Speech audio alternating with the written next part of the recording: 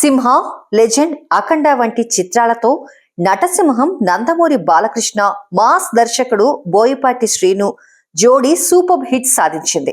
ఇప్పుడు ఈ జోడీ 4గోసారి అఖండ 2 చిత్రంతో ప్రేక్షకులను అలరించేందుకు సిద్ధమవుతోంది. ఈ సినిమా షూటింగ్ శరవేగంగా జరుగుతోంది.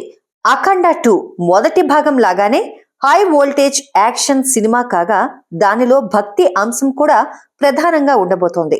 ఇక ఈ చిత్రం స్పెషాలిటీ ఏంటంటే నిన్నటి తరం హీరోయిన్ లయా కూతురు శ్లోక నటిగా ఎంట్రీ ఇవ్వబోతోంది. ఈ సినిమాలో బాలకృష్ణ కూతురుగా కనిపించబోతోంది శ్లోక.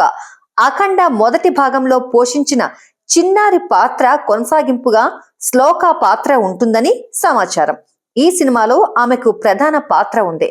కథ ఆమె చుట్టూనే తిరుగుతుందని టాక్. ప్రస్తుతం అఖండ 2 చిత్రీకరణ హైదరాబాద్ లోని రామోజీ ఫిలిం సిటీలో జరుగుతోంది.